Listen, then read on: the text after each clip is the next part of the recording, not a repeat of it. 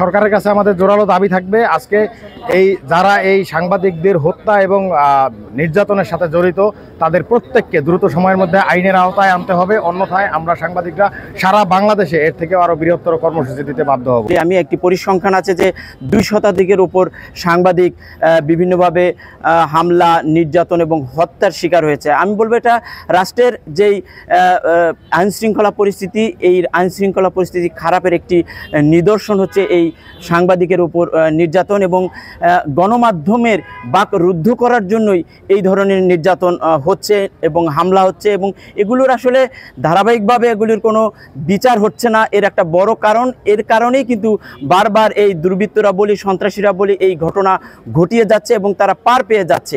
এর যদি সুষ্ঠু বিচার হতো, এর যদি আসামিরা বা দুর্বৃত্তরা যদি এর আইনের আওতায় আসতো, তাহলে এই ধারাবাহিকভাবে এই ঘটনা ঘটতো না।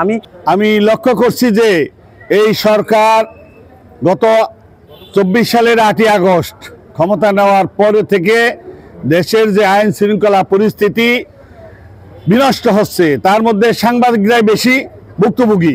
2 শতাধিক এই সাংবাদিক এই বিভিন্ন কারণে নির্যাতনের শিকার হয়েছে। অত্যন্ত দুঃখজনক।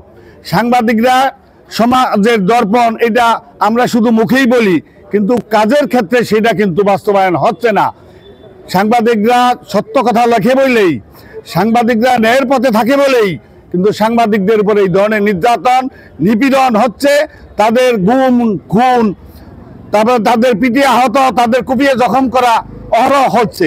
আমি সরকারের কাছে আহ্বান করব, যদি দেশকে স্থিতিশীল রাখতে হয়, দেশের আইন শৃঙ্খলা যদি নিয়ন্ত্রণে রাখতে হয়, সাংবাদিকদের ভূমিকা কিন্তু সেক্ষেত্রে অপরিহার্য। এই কারণে সাংবাদিকদের নিরাপত্তার ব্যবস্থা করবেন। আমরা ইতিমধ্যে শুনেছি প্রায় 2 শতাধিক সাংবাদিকের উপর ইতিমধ্যেই হামলা করা হয়েছে। এটা নিশ্চয়ই সুপরিকল্পিতভাবে সাংবাদিকদের কণ্ঠ স্তব্ধ করে দেওয়ার একটা অপপ্রয়াস। আমরা শুনেছি ইতিমধ্যে বেশ কয়েকজন সহকর্মী সাংবাদিক মৃত্যুবরণ করেছে আক্রমণকারীদের আক্রমণে।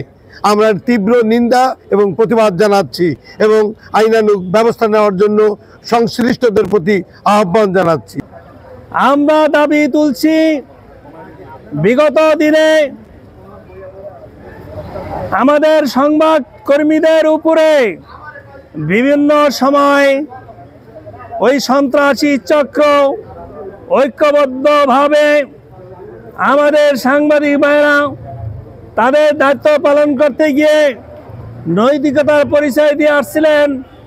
এমনি মুহূর্তে তারা আমাদের ভাইদের উপর হামলা করে আহত করেছে, অনেক ভাই মৃত্যুবরণ করেছে, সেইটাও নজির আমাদের সামনে আছে। অনেকে আহত হচ্ছেন। আজকে এই শরীয়তপুর জেলার জেলা প্রশাসকের কার্যালয়ের সামনে দাঁড়িয়ে আমরা দাবি তুলতে চাই, আগামী দিনে বাংলাদেশের যে কোনো জায়গায় হোক না কেন সাংবাদিকদের উপর যদি আঘাত আসে, তাদেরকে যদি নির্যাতন পর্যায়ে না হয়, আমরা ঐক্যবদ্ধভাবে এর মোকাবেলা করব।